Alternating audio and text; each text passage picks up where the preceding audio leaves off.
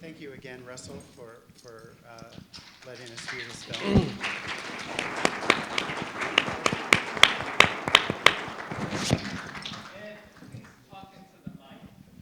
Is that talking into the mic? Good. All right.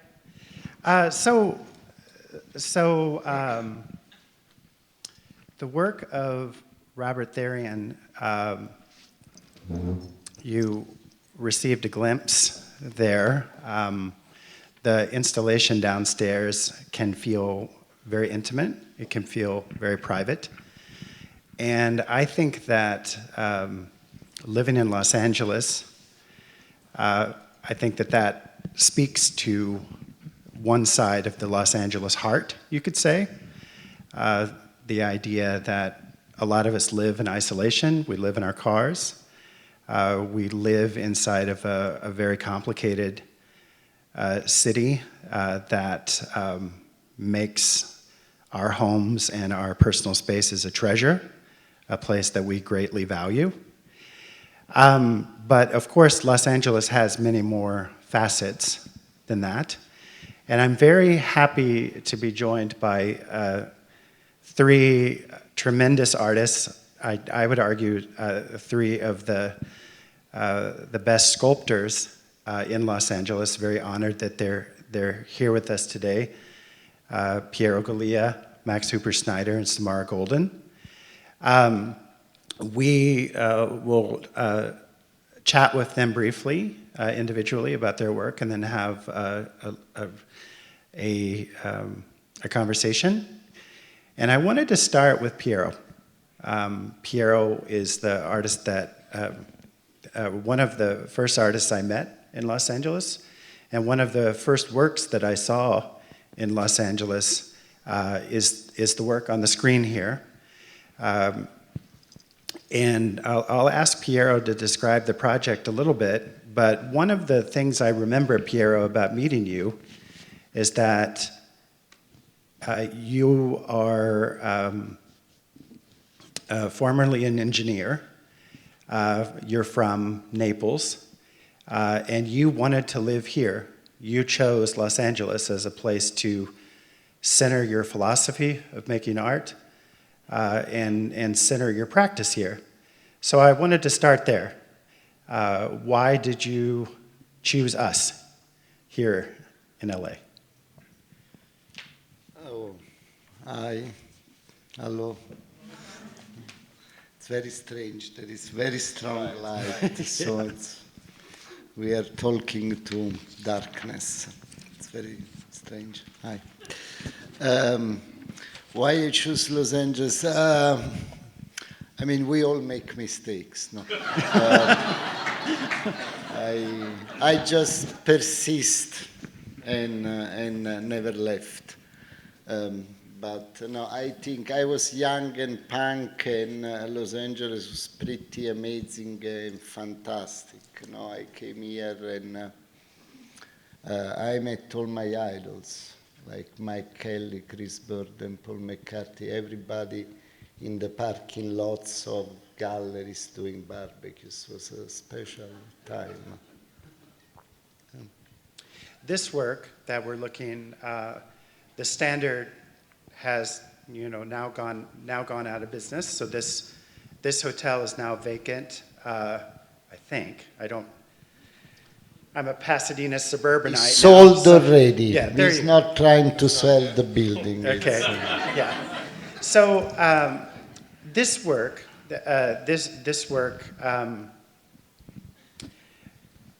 features a light on the top of what at that point was the Standard Hotel. And when Piero is in town, the light is on. And when Piero is traveling, the light is off. And so a couple of things that I absolutely love about this piece is that for me, this piece is very much about the logic of this city. There's an aspect of LA that wants to be seen, that exists to be seen, that projects outward. And so there's something very essential about this presentation at the Standard Hotel, which at that point was very much a center for this type of projection, this type of behavior. And so you really cut right to the heart of it, Piero. And so I want to ask you how this piece came about. I think once I saw this sign of an apartment building called the Royal, and I was very amazed by this idea of putting your name on the roof. Like in Europe, they will never let you put a name on the roof. Maybe in Geneva.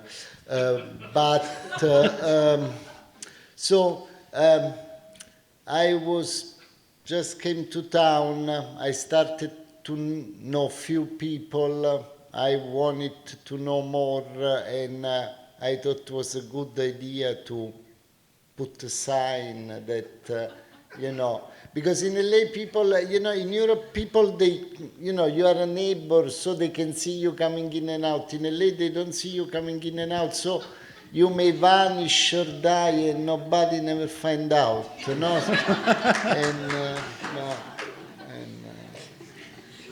So I thought it was a good idea. I thought it's good because in reality nobody knows about it except my friends. It just look like any, ball light on a roof that you want to put. So I thought was very good. Took, I think, 7 years to get the permit to put up there. And then it stayed there maybe for 10, 12 years. And then when the hotel closed, they are moving it to LACMA. And that is taking 5 years. But this traffic in LA is very complicated. So,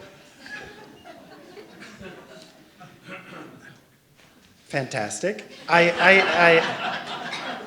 So could we have slide 28, please? Okay, so that piece on the Standard Hotel for me follows the logic of the city of Los Angeles, follows the logic of this location, locates something that this city generates, and follows that impulse into a sculpture. And that's a very public-facing sculpture.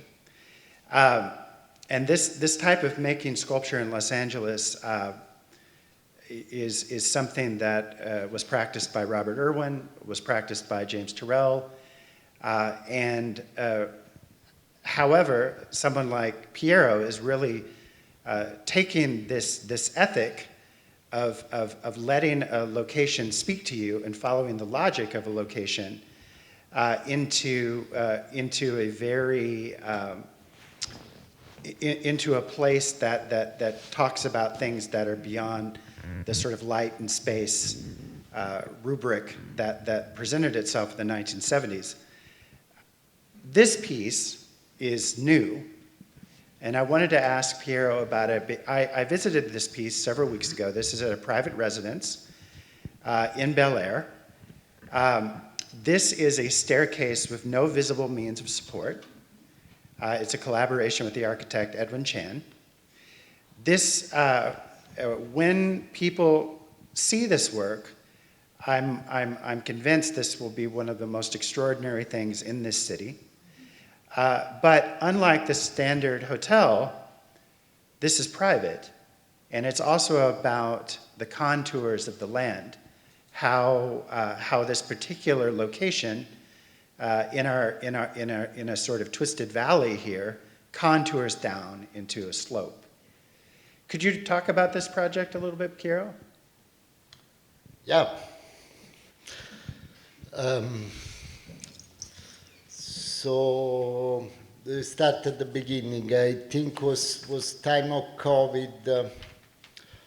I show in a gallery like everybody, and they told me, oh, you know, we don't do show now, but you can make drawings and people buy them for mercy. And I from Napoli, I'm born in mercy, I'm here for the glory, no? So I said, maybe I do the opposite. No, I do the biggest shit I never wanted to do in my life.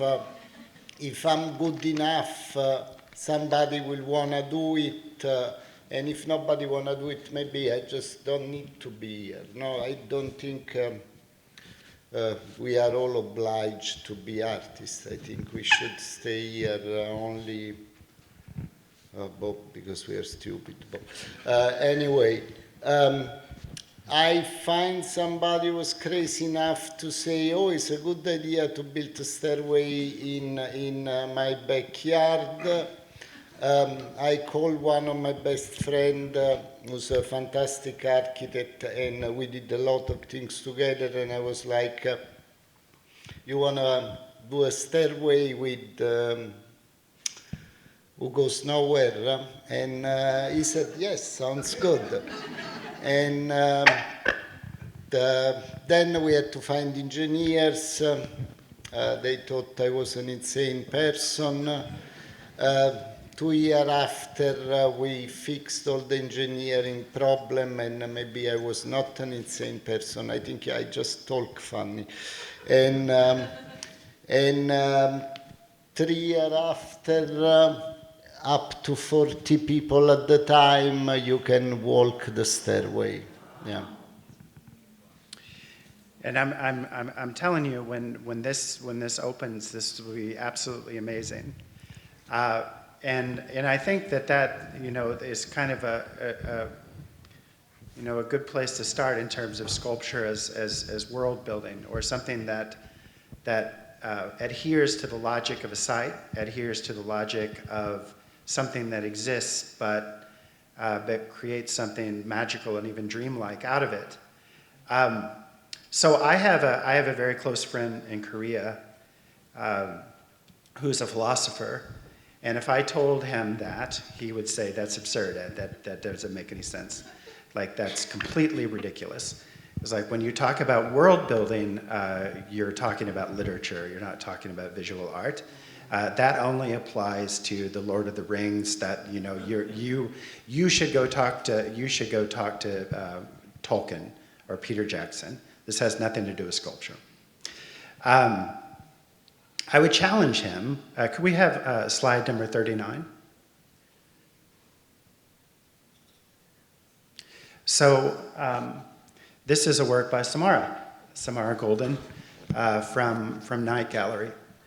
And this is an extraordinary work, the first work by Samara that I encountered. And the only way that I can describe it, it was Night Gallery has a very large space, and I'm told that some representatives of Night Gallery are here with us today. Thank you for coming. You enter this, it looks like a sort of industrial space. You climb up a bridge, and your world both soars up and drops out from under you inside of a space that Samara has created. This is a piece of sculpture. This is a piece of visual art. This is a piece of something that's constructed. But the first thing I thought of was this extraordinary concept by Jorge Luis Borges, the Aleph, a place in space through which you can see every other place in space.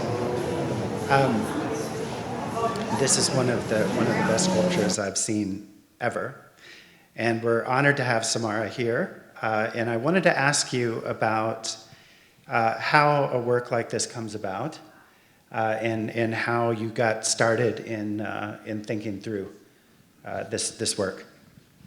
Hi, can you hear me? Okay. Well, this was a part of a long lineage of different ways of thinking about space. in past works, which we can show, I had a more logical way of creating different sort of like layers of, say, a building that were all a different psychological space. And then with the use of mirrors, I could make them be, I can show you that stuff later. But with this piece, I really wanted to try to be more abstract. And more, abstract is the wrong word, but more where I don't know what each layer is. So it ends up being this huge building that goes on forever, and you're sort of like separated from it by an atrium. I think it's pretty hard to understand what you're looking at in the video even, but it's basically a pie-shaped space with with mirrors on the floor, the walls, and the ceiling. And so a lot of the kind of structures I used along the way were architectural, because it really lends itself to that. So this piece was a lot more loose. I was trying to be more open than the previous pieces. Does that? Yeah, absolutely. I mean, we met in your studio last week, and we discussed this piece. And one of the things that this reminds me of is a kind of strange intersection in Los Angeles between the future and I guess you would say that the illusionary present. And what I mean by that is that this place that we're in, downtown LA, with its huge high-rises and its clean lines, and its sort of sanitary conditions, has something to do with LA, but ultimately has very little to do with LA. At the same time, and so when I look at your work, I see something that's kind of sci-fi, that's kind of downtown in a city, but you let it be intruded by the body, by all of those, by issues of class, and by things that disrupts this order that you've imposed. Would you mind yeah, thank you. Well, partially, I just want to say that I guess sort of a founding premise in a lot of the works is this idea of creating impossible space, like that you would walk in and the space you're seeing could not possibly exist within the actual confines of what you're looking at. So that was like, I don't like to think of it as a trick, but that's something that you can do with mirrors. But then I thought that, well, basically all my work is more, it's like me trying to sort out something psychological, like maybe 4 thoughts that don't go together, and then those would be the layers. Or like in this one here, this is the Whitney one that I did, and I thought of each layer, or each floor, I should say, in this building as being a different way of being in the world. So there was like a penthouse on the top that was upside down. It's really hard to understand through the pictures, but that jacuzzi is on the ceiling upside down, and then you're looking down into this space. I guess maybe you could show the first one. I'm kind of, do you know what that is? Let's see. Oh yeah, 34. Sorry. So in this one, I really organized everything almost by, like, well, there's like a hotel, there's a penthouse, there's a hospital with those homeless people that are sleeping, or just people without a house to live in, sleeping along that grate in the front, which is really kind of hard to see. And then there's my apartment, and anyway, there's just, everything in it has really personal detail. And also, I don't really like naming everything like that, but just for the purpose of clarity. But anyway, in this piece, I set it all up as though, like, it's easy to fall from one class to another, so it's really logical. And then in the guts piece, I feel like that ended up being more about like almost like dreams that I couldn't quite catch, like you don't quite remember on each level, and they're conversational with each other, and if they're at war with each other, or I don't know if that makes sense. Well, we mentioned that we share an enthusiasm for walking around LA at night. I love, please don't judge me, but I love, you know, not in a creepy way, but like looking into someone's window. The window is open. I mean, if there's like the light is coming forth. But I bring that up in relation to Samara's work because one of the extraordinary things about these pieces is that you get, it's like Bob's work downstairs. You get a piece of the mystery. You get a little glimpse of a story that is fully active in someone's reality. But you get a piece of it and you fill in the details. It's very, I mean, you mentioned that your work is almost like a mystery, like putting mysteries forth that we don't know the whole story of. Or that I don't.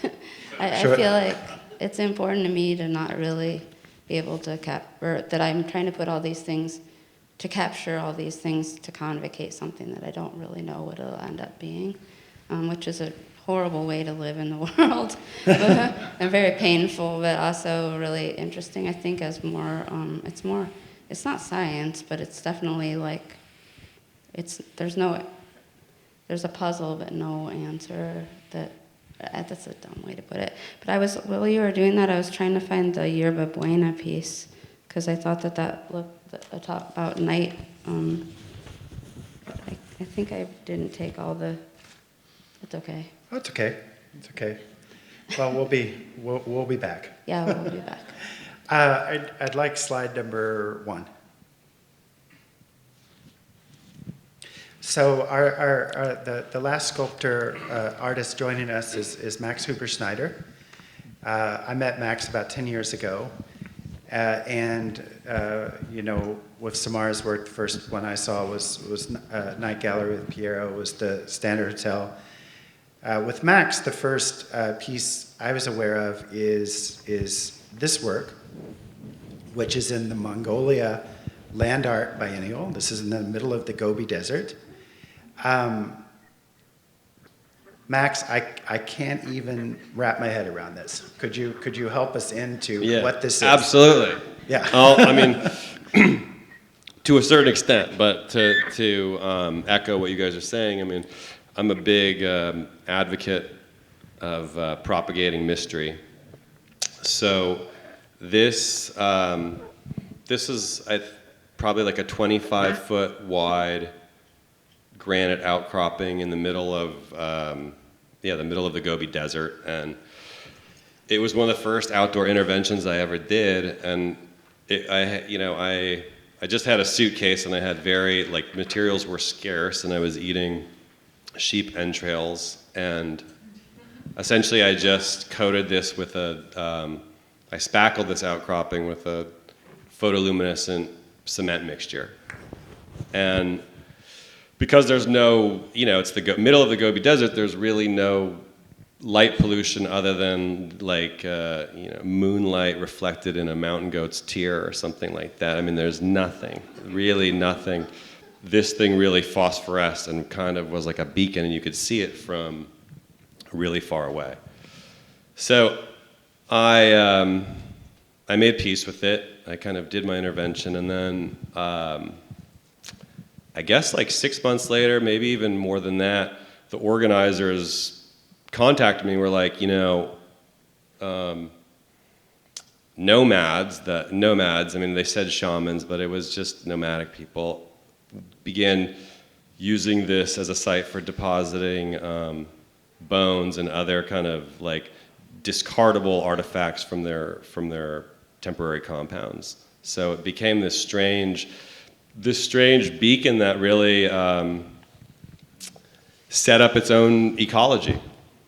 And that's kind of, you know, I do, like all of us to a certain extent here, you know, I live to create worlds, but I also, and I think when we first met in 2014, I told you that I just want to unquantify the universe, you know, and I come from a background of biology and landscape architecture, and at this point, the less, you know, the more the stories, like in the Therrien video, the more the stories are not resolved, the better I've done my job. This is I'm actually like thinking what you just said, Samara. You know, this was a landscape that I did for the Gwangju Biennial, and when I say landscape, I really mean the creation of a heterotopia. That's how I view a world or a habitat or garden, and that's just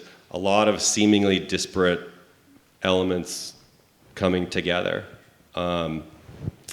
And even in the red room, I think you could kind of see that, and it seems very structuralist. This is something that was, you know,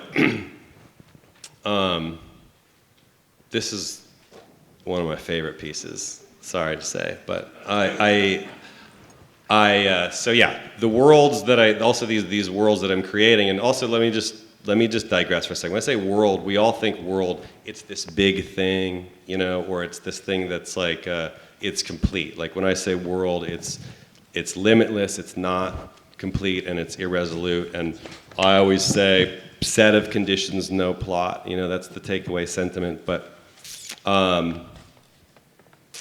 the other thing I want to say is the word speculation comes up a lot, and while these things are speculative, I think they're quite possible. So let me just tell, and especially right now, especially in our age of crisis, but this piece is called Lady Marlene, and it's made of lingerie by a trashy lingerie company called Lady Marlene, and I assembled it into this kind of reef-like ecosystem for invertebrates. And I was looking at this, whatever, when we were in the bullpen 30 minutes ago or something like that, and I was thinking about Robert Smithson's non-sites, and this really, he was one of the first people that I was looking at kind of coming out of landscape architecture school, but this really does seem like a non-site in the sense that it's a 3D metaphor for a place that it may not resemble, but, you know, is representative of. And when I say that, like, we're in this now, meaning, and you have to just kind of bear with me for a second, but when we all, a few years back, were looking at these floating islands of plastic in the Pacific, right, and it was kind of this mascot of ecological horror, that's not quite the case anymore, because now that plastic has kind of crossed the threshold into something that's much more bioactive and life-giving, and actually sponsoring novel forms of coral life and invertebrate life. So my worlds are thresholds for that transformation. Well, we've talked about quite a bit over the years that you, this idea, and I don't want to be like a total bummer. No, Just like, you know, okay, we're in crisis and it's not going well. Yeah. But it's probably not going to go well for quite some time. But you have this idea that you have kind of a radical optimism. Yes, the world is going to absorb us. Yeah. It is going to process us, and it is going to live on, and it's going to be something. And it's going to be something that will no doubt have as much ethical validity as we do. It will have a consciousness, a different consciousness, but yeah, this will outlive us. And so could you talk a little bit about that in relation to your work? Absolutely. And yeah, you're so eloquent. I just like, I love being around you, and it's not a bummer at all. And I mean, I would say that, yeah, I think I have a reputation of being pretty hopeful. It just doesn't necessarily like revolve around our species being the kind of chief architect of the world out there. And I try and see things now, you know, on longer geological timescales, like 200 years. But to be more specific, yeah,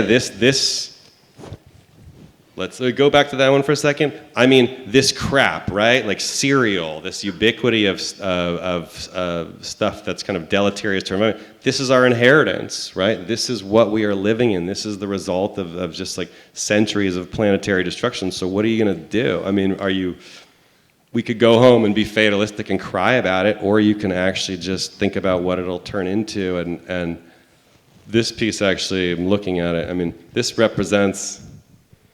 This looks like America to me. I mean, it's a landfill agglomeration of cereal, and it's filled with uranium, which comes from these like carcinogenic mines in the American Southwest. So, if I do think it's hopeful. I do think it's very hopeful. I mean, it's. Well, things transmutate. There's no terminal state to stuff. I think it's somewhat of a rare thing that we have today. I think all of you are optimistic in your practices. One thing I wanted to ask about. Could we get slide number 20? Slide number 20. Is that slow? Oh yeah. Oh, here we go. Okay, so this is called a chalet. And one of the things that I remember speaking about so many years ago with you, Piero, was that when I landed in Los Angeles, this is 20 years ago, there were there were lots of places to meet artists. There were lots of places to congregate. There was the Mandrake, there was the Mountain Bar, there was the Hyperion Lounge. And LA has a legacy of this. There's Howell's in Venice.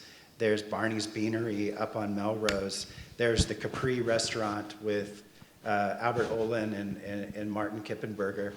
And Dark Realm Records in Downey, but that's for all the metalhead artists. Oh, sure, but this. Could you talk about the chalet, Piero, in relation to your work, and also in relation to this idea of congregating and becoming an incubator for creativity here? Well, yes. I think I describe facts more. It's easy for me. Meaning I can tell you what I do. I can tell you how we interact with the universe. I think that will be lying. I'm an engineer. I can't lie. I wanted, I have this problem that everybody in LA always complain that you don't really go no places because it's far, it's the drive. I thought you built a place that is cool enough and is gonna be worth the drive. And I do believe that work took maybe 3.5 years to get it open. It was open for 1.5 years. Everything was free. And I mean everything, like champagne, Veuve Clicquot and up. Really expensive champagne. Yeah. And I, I asked Edwin to design the space again. I asked many friends. I think this picture is the same of that. Okay, so you see there is Pierwig first aquarium there. There is Grosjean painting, but it's by side, so you only see the edge. But yes, in reality, the two bottom pictures instead they come. I kept the chalet in Los Angeles for 1.5 years open then I was kicked out. You know, I'm not very intelligent, so I built a place borrowing a location. You should never build things when you borrow location because then they want them back. And I think it was a mistake because I think it was good for them to have me. Anyway, they want it back. I had to destroy everything and vacate the space. I find this fantastic museum in Dallas who told me, you know, if you come to Dallas for 6 months, we'll pack it, move it to Dallas, pack it back and give it back to you in a container in LA. And I said, are you going to pay for everything? Because chalet is very, very expensive. You know, like your champagne is free. I pay for it. So, but there they accept to pay for everything. We did 6 months, mechanical bulls, chill in the museum. We did many things, and that's the finale, no? That this curtain came down, that's all folks, and then the fireworks and the marching band finale, yeah. That was in Dallas. Yes, that was the finale is in Dallas. And I hope this reply, because I realized you were very unsatisfied from my first answer. With the second one, I climbed a little bit better. I hope this time was good. Oh, it's wonderful. Wonderful. Thank you. Well, to prepare you for the last question, we'll come back to it because I want to go to Samara, but I do want to ask you about the party that you just threw for your school, but we'll be back. We'll be back. Samara, I wanted to ask you a question about the transition of your projects from space to space, from a gallery setting to a museum setting, and how you adapt your installations, how each site is a different thing. How do you, because you've done installations in Night Gallery, which we discussed, the Nasher in Dallas, PS1, Sydney, Australia, all different locations, all very different problems through which your world emerges. And I wonder if you could talk a little bit about that. Yeah. Well, initially, I was doing a lot of site-specific stuff, which is really difficult for everybody, because I needed to look at the space and then build into it, like PS1 was that way, because they had the high, I don't know if you're familiar, but the high railing, and then you look down into the space. But more and more, I guess, just the ambition of wanting to be able to have the piece live on sort of made it more important to try to make the thing be encapsulated in a way that it, like architecturally, could be rebuilt. So I would say the only time I've ever gotten to do a piece twice is the Guts one that was at Night Gallery. And yeah, I mean, that was a great experience because I'm not an engineer, and so half of the time of the project often gets taken up. Is this sounding weird? Okay. No, sounds great. It gets taken up by me just trying to figure out literally how to make the room and do the mirrors and stuff, like, you know, how to make the structure, I consider it, for the piece to live inside of. Or even like with this piece, just figuring out the angles for each individual floor. It's just a bunch of engineering and geometry and stuff. So that's not really what I'm that interested in. I just want to convocate. I want to get enough momentum into the piece by having it have some sort of anchors of reality or illusionistic reality to make it into a shape. So, but how they translate, I don't really know because I've only done it once, I think. Well, we were down in Bob's exhibition downstairs, and one of the things I was thinking about in relation to your work is that you also make two-dimensional work, wall works that are immediately legible because of the worlds that you build. Right. How do those two-dimensional works relate to your expansive worlds?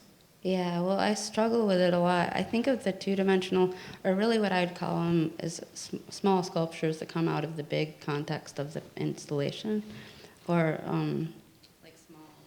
Oh, what happened?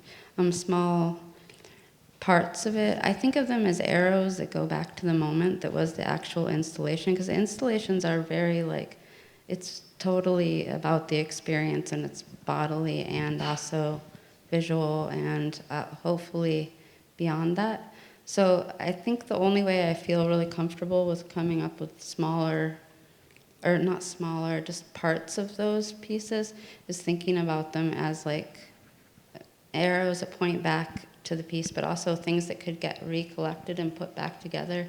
Like these people who maybe could have them can keep them safe, so maybe the whole installation can come back at some point together. So that's, I don't know, but I also really love making things with my hands, and a lot of these installations are basically, you know, it's like something like this one that was at the Nasher.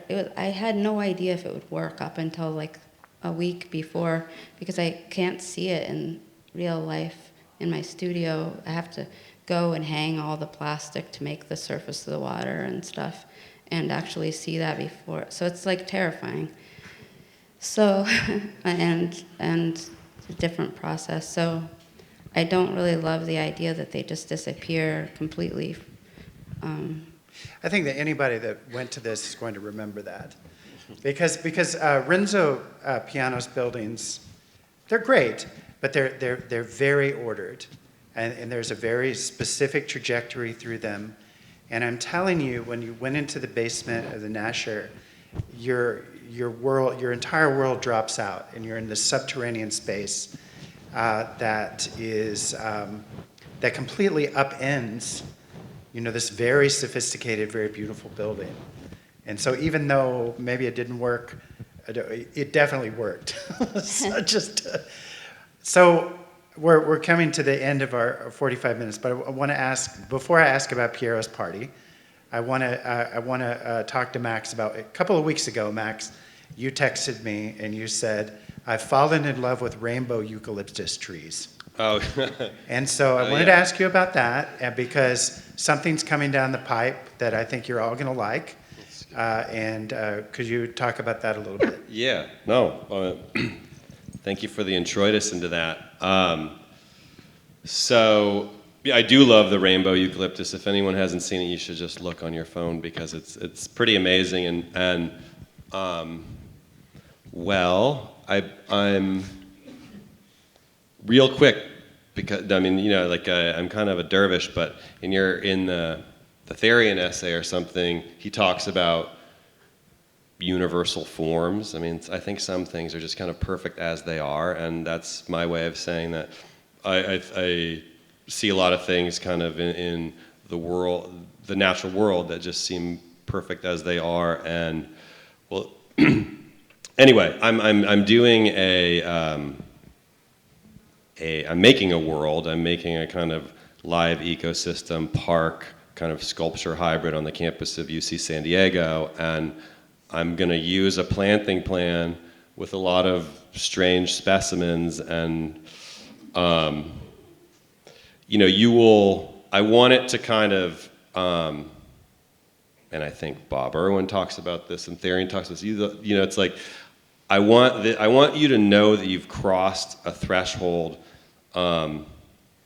before kind of like thought and judgment intervene. I mean, I really just, I want it to kind of be polysensorial and hit all your other kind of like sensory apparatus. And I'm not sure if this proposal is going to go through, but it will, the smaller sculptures you've seen now can be understood as concept models for these larger habitats. And those are giant copper plate. One thing that's funny, can I just be all over the place here?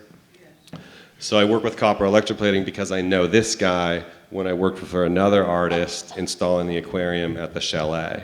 And the chalet, honestly, because of Piero and this other artist, was kind of like my finishing school and helped me help lubricate coming out of the closet as an artist myself. But point is, I work with copper electroplating, and these in this rendering, these will be large copper electroplated botanical assemblages, which are essentially tombs for matter that's rotting inside. So stuff will be in transit even though you don't know it's in transit.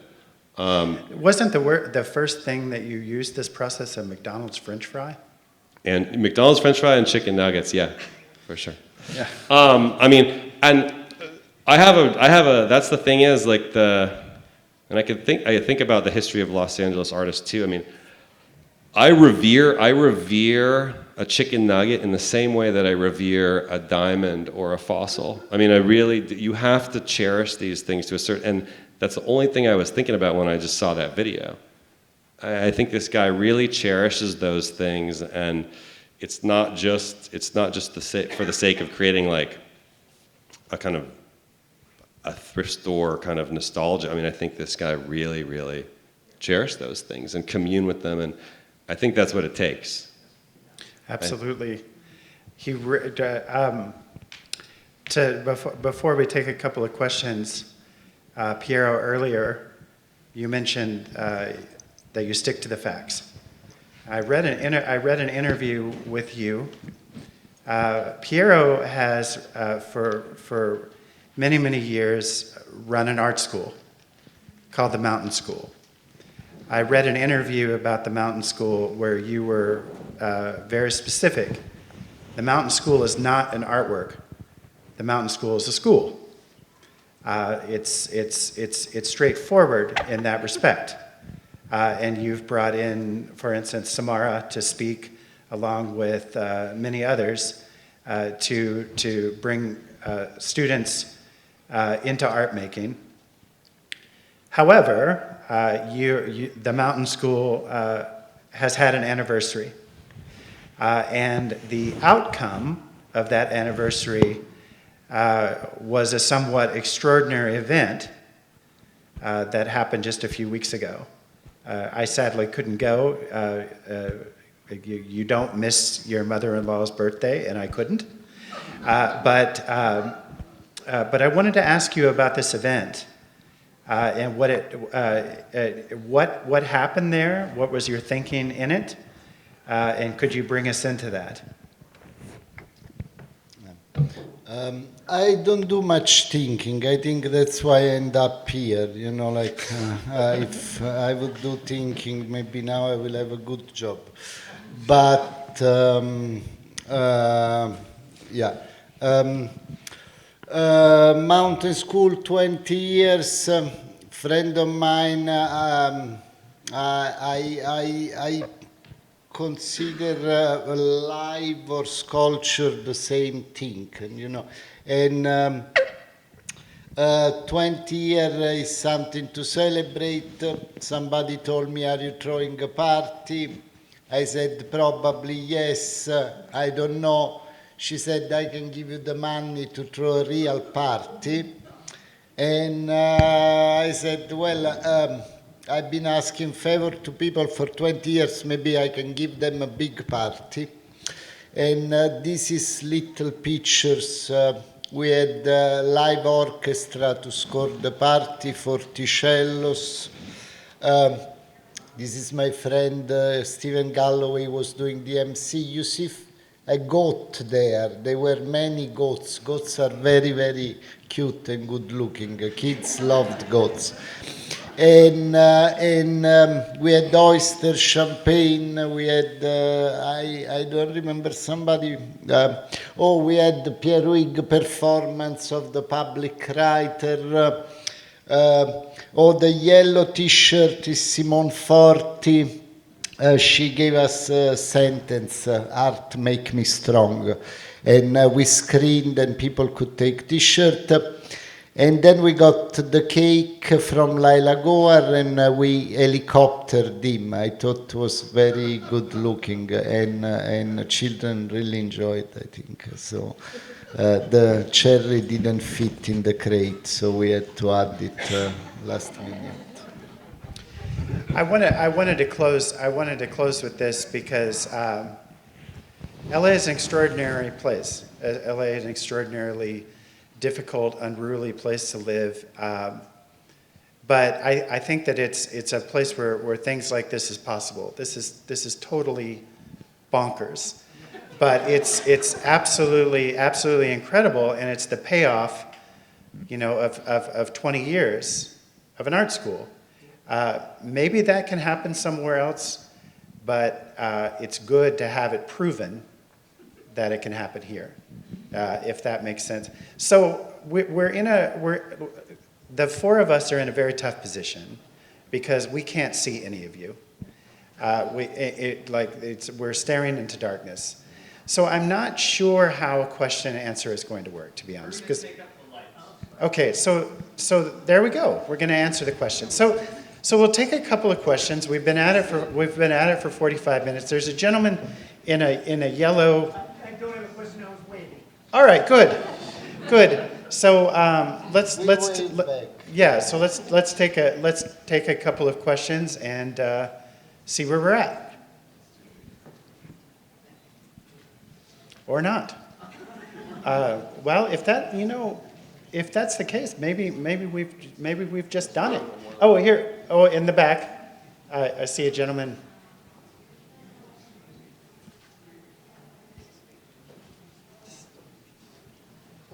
All right. I guess so. There you go.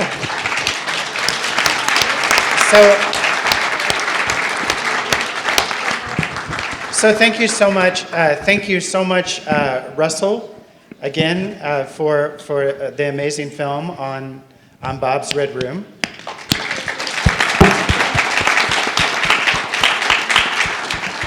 And Samara, Piero, and Max, thank you for being here.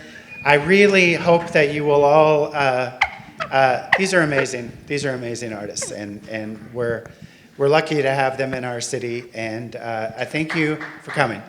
Thank you, Ed. Finally, one more thing. You're all in this room, gets you admission downstairs. So if you, please go visit Bob downstairs, because that's where all of this began. Thank you. Thank you very much. Good.